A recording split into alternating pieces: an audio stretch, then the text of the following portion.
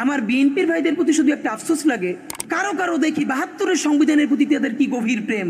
আজকে বিএনপির ভাইদেরকে একটা কথা বলি, এবং সেই সংবিধান কেমন ফ্যাসিস্ট সংবিধান করা হয়েছে, যেইটার সাংবিধানিক ভিত্তি দিয়েই আপনি একটা কথা বলতে পারবেন। এই যে সবাই বলে আইনের কথা, বলেন তো পারলে একটা কথা, হাসিনা কোনটা বেআইনি কাজ করছে?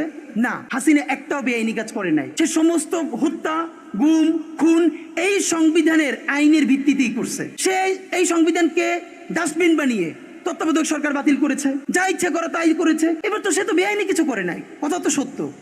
আমার বিএনপির ভাইদের প্রতি শুধু একটা আফসোস লাগে, কারো কারো দেখি ৭২-এর সংবিধানের প্রতি তাদের কি গভীর প্রেম। যেই সংবিধানের মধ্য দিয়ে বাকশাল এসেছে, যেই সংবিধান গণতন্ত্র হত্যা করেছে। আজকে বিএনপির ভাইদেরকে একটা কথা বলি, আপনারা হয়তো অনেকে জানেনও না। পৃথিবীতে দ্বিতীয় ইতিহাস আছে কিনা মান্না ভাই জানলে বলবেন, আমি ভাইয়ের কাছ থেকে শুনতে চাইবো। জিয়াউর রহমান তো একজন সামরিক শাসক ছিলেন। একজন সামরিক শাসক সামরিক ফরমান জারি করে দেশে গণতন্ত্র ফিরেছে, পৃথিবীতে এই নজির নাই যেটা জিয়াউর রহমান করছেন। আপনারা কি জানেন?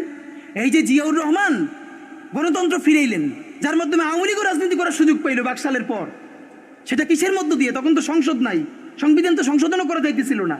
কিসের মধ্য দিয়ে? জিয়াউর রহমানের সামরিক ফরমানের মধ্য দিয়ে। পৃথিবীর একমাত্র একজন সামরিক শাসক যিনি ফিল করলেন না, সামরিক পন্থা দিয়ে করা যাবে না, গণতন্ত্রে ফিরতে হবে। এবং দেখেন হাসিনারে এবং আওয়ামী লীগের চরিত্রটাই হলো এইরকম, এর যে একটু ভালোবাসে তার এসে হত্যা করে।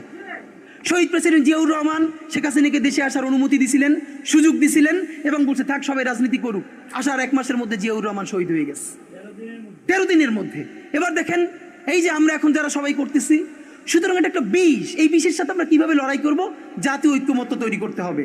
সুতরাং পলিটিক্যাল পার্টি এবং সবার প্রতি একটা কথা, প্লিজ আপনারা বিএনপিকে শতভাগ কর্নার করে দিয়েন না। বিএনপি এই আধিপত্যবাদ বিরোধী লড়াইয়ের জন্য আমাদের একটা বড় শক্তি। এই শক্তিকে এত বেশি কর্নার করা যাবে না যাতে তারা গিয়ে আওয়ামী লীগের হাত ধরে ফেলে। তারা যদি আওয়ামী লীগের হাত ধরে ফেলে তাহলে লড়াইটা তো আমাদের জন্য আরো কঠিন হয়ে যাবে। বরং বিএনপির প্রতি আমাদের চ্যালেঞ্জ হলো, যেই বিএনপি বাকশালী সংবিধানের প্রতি প্রেম দেখাবে, তার শহীদ জিয়ার ছবিটা সামনে এনে বলতে হবে যে এই বাকশালী সংবিধান তো জিয়াউর রহমানই ছুঁড়ে মারছিল। বেগম জিয়া বলেছেন এই সংবিধানকে ছুঁড়ে ফেলা হবে। এখন বেগম জিয়ার চেয়েও নতুন বিএনপি আসছে, বেশি প্রেমের বিএনপি। যেই শহীদ প্রেসিডেন্ট জিয়াউর রহমান ইসলামোফোবিক জায়গা থেকে বাংলাদেশের মুসলমান, বাঙালি মুসলমান সব আইডিয়াকে ধারণ করে বাংলাদেশের জাতীয়তাবাদ তৈরি করলেন।